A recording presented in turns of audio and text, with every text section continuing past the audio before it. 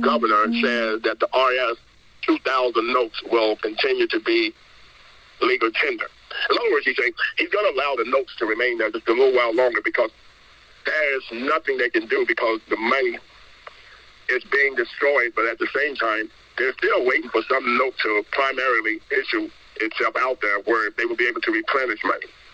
Taking out from the system during they call it the devastation of knowing that the notes itself has no true credibility.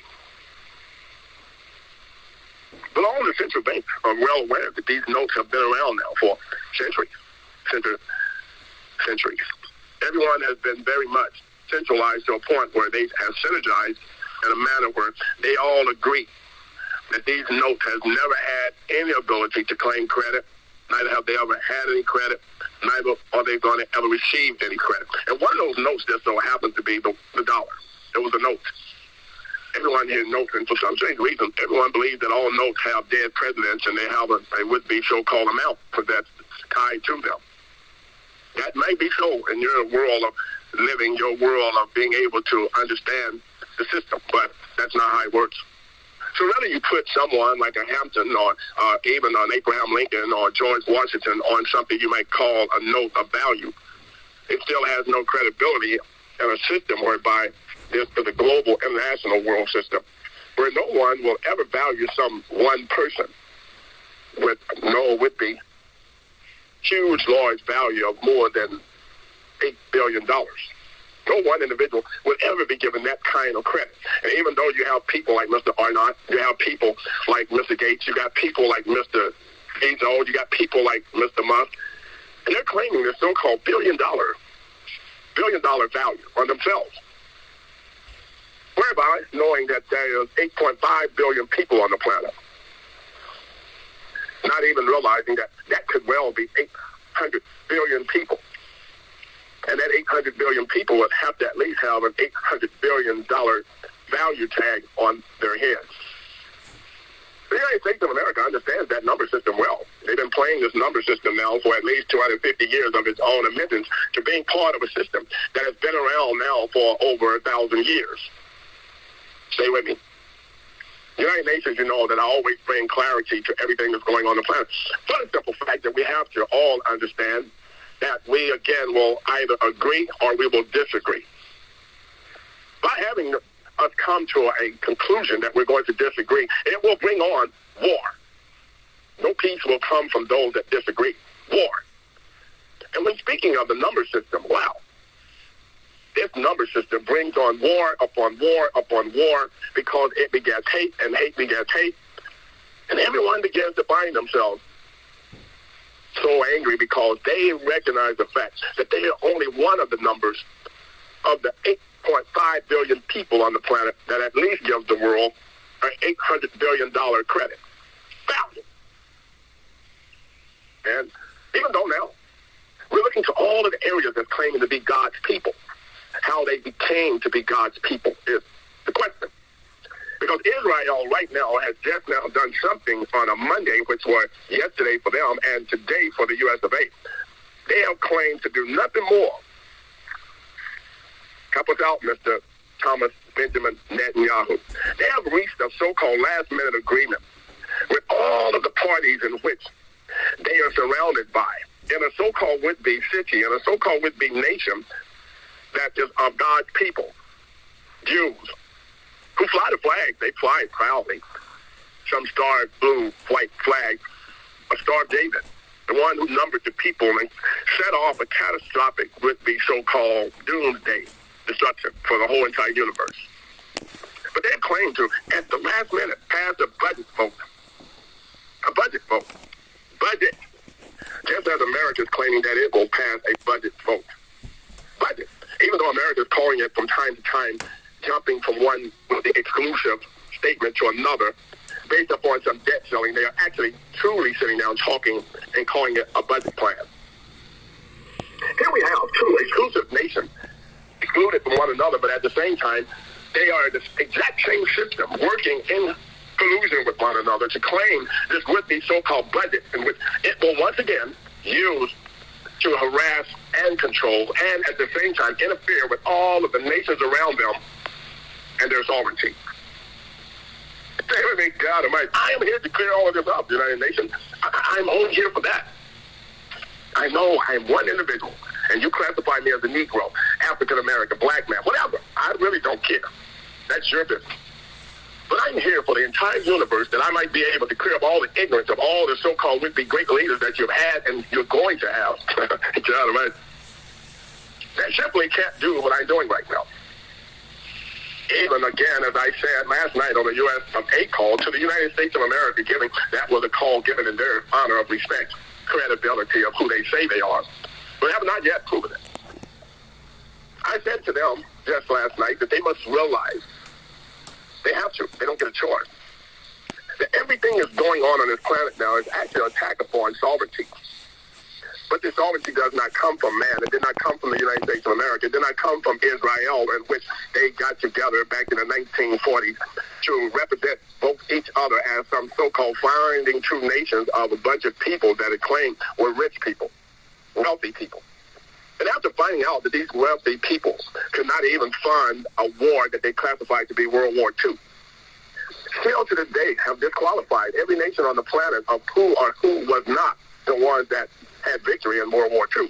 Reason being because World War II has not yet ended. They're still fighting it today because World War II had the same implications that World War III has, that World War IV will have, and that World War V will have, and that World War VI and VII will have, in regards to having someone needing to fund it with the credibility of value. They would be God Almighty. I said that in one breath, United Nations, for the simple fact that it is the breath of life that leads us all to understand that even though these two nations and those nations that are now classifying themselves to be allies with these two nations are those who are, let's just say it, they are threatening what we deem to be sovereignty. Listen, every threat is not a situation where it's going to be doomed. I didn't say they were going to doom sovereignty. I said they're threatening it. Reason being, because I need you to understand, because sovereignty comes from God. Sovereignty is God. Sovereignty is the breath of life. Sovereignty is what's in the blood, and the blood carries life, and the blood is living. And because of that, even though you may threaten sovereignty, you cannot doom it. You cannot destroy sovereignty. And any indication that you might be seeing now that you deem that sovereignty is somehow slipping away, let me help you out, not going to happen. Because again, I repeat that sovereignty is the breath of life. And if you even come close to destroying sovereignty, the breath of life will leave this planet, and everyone will die. Everything will die. Taking a simple example out of the page of one possibly known as your so-called Einstein theory. Einstein was an idiot. Be quiet. Einstein himself couldn't spell Einstein. And then he was confused whether his name was Einstein or Einstein or Epstein. So be quiet. But the theory still remains that idiots always make the decisions when they should only be barely even heard when bringing up a distance. Stay with me. God Almighty. We got to get past it. We're going to get past it because if we don't, I can assure you that heaven and earth is going to pass away. And if heaven and earth pass away, yep, you got to go too. Be quiet. Think we're going to let heaven and earth in and leave you here to roam around in an unknown location? Not going to happen. No, I'm not laughing. I'm getting you idiots to wake up. But I know you won't. You're going to sleep right through your own death. Trying to doom sovereignty. You can threaten it. You can't destroy it. I've already told you that. It's the breath of life. It's of God. It is of God. And no man can destroy it. Not one. Not Mr. Biden. Not Mr. Obama. Not Mr. Netanyahu. Not even Mr. Putin. Mr. Zelensky, you're coming on as a new leprechaun of a seismic troublemaker. You need to understand that not even you can control sovereignty because you're not the one that informed the world of sovereignty. You're not the one that has any control over sovereignty. You do not even, or neither can you bring any suggestion of sovereignty to save the planet. I know that for a fact. I told you, I'm not arrogant. I'm not arrogant. And I'm not boasting either. I'm just bringing plain, simple facts. if I might say, I am one with your father. Yes, I'm the one that's going to destroy your father, Lucifer. He knows me by my name. He knows me by my actions. He knows that I have never, ever made a statement that has not been of all truth, the whole truth, and nothing but the truth. So help you, God. He also knows that with the turn of this century, and the one that was before, and the one that's coming, I was and I shall always be. He knows that. Stay with me, Yehoshua. We're moving right now to a greater development for man. As one boldly, I say suggested, but some say he boldly challenged the world. It's that one small step for the barge in which he was on. But he said, but one huge large leap for mankind. That he may have had correct as well. But see, my Father, Yah Allah, God, all God, the one in whom you keep deeming to be Jesus the Christ, he don't take steps. He don't take steps. Kind of hovers, you would say. Hover, hoover, who cares? He just kind of sits there in midair and does all of his work with one finger. I'm just giving you your imagination of an eloquent power of my Father working over your dominions in which you believe you have claimed that you have no power. You have no earthly power, and you definitely will never receive any heavenly power to be able to control or to even be able to manage anything. You're in some of this level. It's kind of way, way down the line. And even though my Father saw fit to make you just a little lower than the angels, you still haven't developed an understanding that that's your position. Who am I? That I can make that statement? I'm a nobody. I'm a nobody. Trying to tell everybody about somebody who can save anybody. That's who I am. That I can make that statement. The situation here we have is, who are you to question me? That's the problem we have. You keep questioning me, and I'm going to turn up the heat just a little bit hotter off the furnace that you cannot turn it down, because the control is on the inside of the door, and I am the door. No one enters into unless they go and come through the door. And the knob to the furnace is on the inside of the door. Are you catching my drift? And I will turn up the heat. For those of you that don't believe that you have heat in your area, I will make sure that you don't receive heat, because then I am going to turn up that which you classify to be the iceberg. I'm going to turn up the ice box. I'm going to make it colder for you, because that's what you're asking me to do. First of all, because you're threatening me by all means to question what my Father has commanded me to do. You're questioning that, and you just keep right on getting in the way of it, because you believe that your war is going to set you free to a point where you're going to bring down the number of people, and that way you will be able to use the value in which the people will leave behind as a so-called possession that's going to give you more success to eliminate more people. Why? You evil, cruel, human destroyers. You treat your brothers as if though they were your enemy. Be quiet. I don't care anything about you sitting down talking peace with George Jorge Bergoglio. I don't care about that peace that y'all talking about. If you're not giving George Jorge Bergoglio his part of the claims in which you're sitting down with this peace agreement, he's not going to talk peace with you. See, he's kind of looking at the fact now that he's getting older. And even if you have decided to give him half of with the so-called take-in of the treasure in which you will take in, he kind of sees himself not being able to properly use it before his time will expire to be one in whom can celebrate. See, he's kind of riding what we call a one-legged horse right now. It's a wheelchair, you idiot. Sit down and be quiet. I repeat, he's riding a one-legged horse right now. So he kind of sees himself not being able to gallop in as fast as he would have when he was younger. And thereby, he don't need to be finding himself any would-be young men. I didn't say young maidens, I said young men. He don't need them like he used to. That was once a time where he lied. Stay with me, George Jorge Bergoglio. You have to remember that still is a warrant for your arrest as well at what is known as the ICC, the International Criminal Court.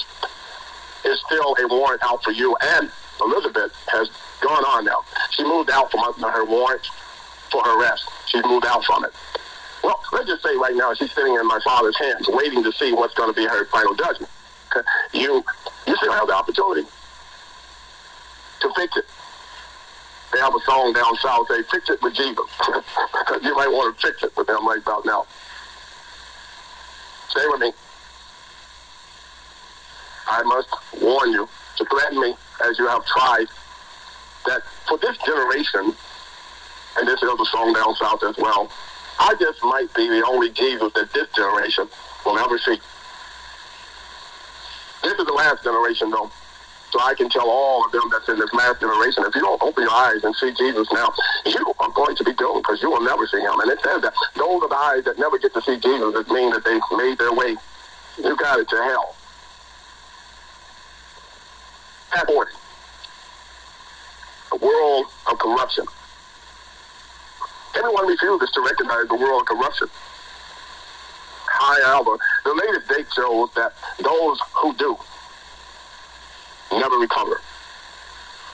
They kind of die everlasting due to the fact they would have waited too long to recognize the truth. How does this all add up to your number system? Well, you possibly should have asked Mr. Netanyahu, because he's the one that already has reached a last-minute would-be budget agreement based upon a budget vote, whereby he believes that this compensation for the gap in monthly payments are going to be something that they must agree to so that the budget framework will remain intact, whatever that is. And America is doing the exact same thing. They're going to believe that they're going to be able to keep this budget whereby they will put it where everything will remain intact. That means that the debt will remain intact that they owe to the people, the human beings of mankind. It will remain intact for them to be able to go ahead on and still control the world of corruption, a world of sin, a world of hatred, a world of destruction, a world where the wars are going to grow even larger based upon the division in which they are placed between man and woman, the division in which they are placed between now those that they classify to be transgenders, those of them that they have claimed to be black or white, those that they claim to be of any would-be nationality that is not the exact same. These are all divisionals that have been created by those men and women that classify themselves as being some so-called would-be financial backers for the world. Help us out, Jamie.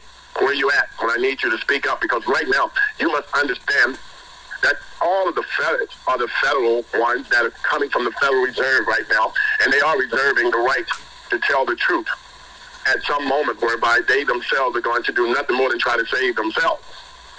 And they're telling the United States of America right now that even though they're going to pass a would-be so-called debt ceiling, raising it, they're telling them that they're still going to be doomed because they're telling them that is the only thing that has put the world in the conditions that it's under and in right now, and that's debt. They're saying that the only thing that will prevent America from dooming itself is that it pay off its debt and stop creating debt. But America can't stop creating debt because they are on for today a meeting between Joe Biden, who had just rushed back from foreign would-be vacation, and his would-be so-called majority leader in his house has just rushed back from some foreign vacation. It was a vacation. Be quiet. We all know what it was. They don't take business trips in the United States of America. They take business vacations. You need to understand the difference. So shut down and be quiet and shut up. There's never been a business so-called would-be travel in America. Never. They take business vacations. They go to other nations to sit down and talk about drinking alcohol and looking for young girls, and those of them who have that would-be so-called preference, they are looking for young men. They're not all women looking for young men. So stay with me. Shut your mouth before you put yourself again in a position where you become that one known as the children of Lucifer and not those that you want to be, the children of God. Be quiet.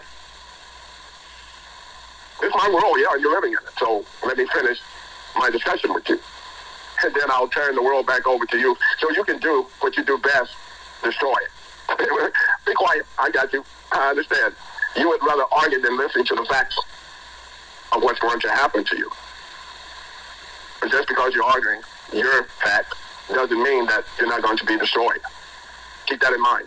We're going to listen to all of your arguments of facts, and then we're going to send you straight to hell. So then you can have an explosive with the conversation again, like using those words. You can have an explosive conversation with your father, Lucifer, who's going to be sitting there in the fire with you for you to explain to him how you made this big mistake of believing that you were going to control my father's paradise. Stay with me. I know you have never had it put to you in this manner, but you have never sat down and stopped your explosive with the arguments. That means nothing to those who know already the truth. You've never done that, but you don't get a choice this time around. See, we're riding on this little red truck.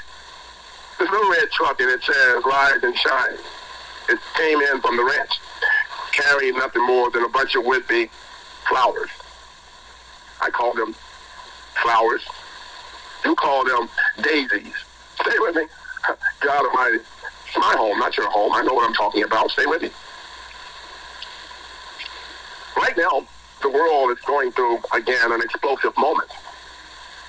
Everyone is trying to find a budget that he and she can agree on, whereby they might be able to run their would-be, let's just call financial-stricken nations, whereby they're doing more spending than they are saving.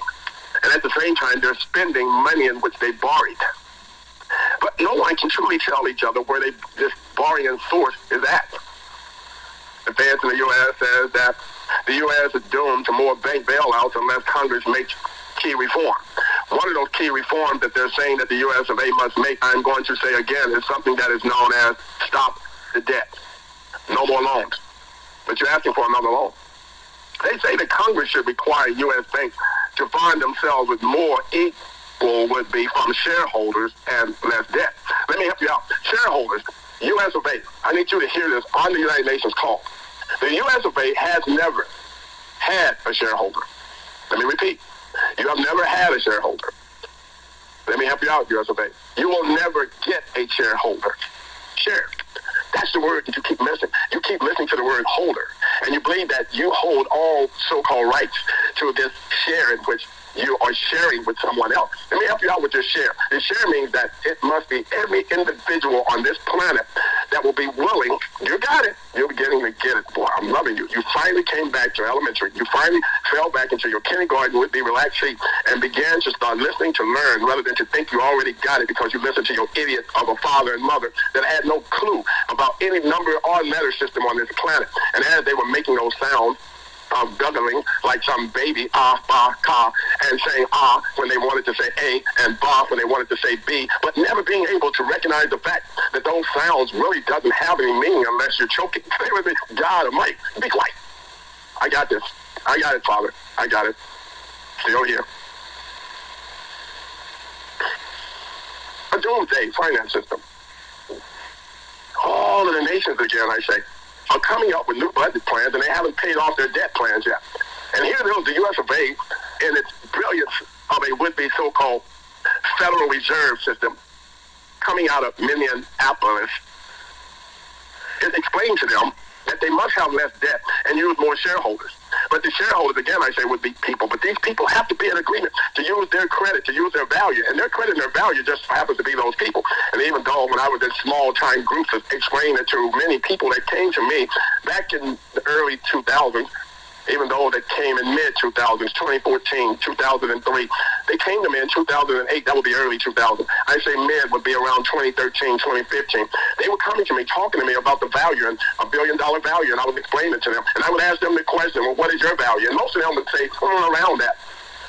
Some of them would say, well, I believe that I'm worth at least $2 billion. I don't know why they're just going to give me a value of $1 billion or $500 million. I'm worth at least $2 billion. And I would always say to them, why do you limit yourself? Why do you place yourself in such a manner where your value is not as great as you should see yourself? I see myself, I would say to them, as unlimited.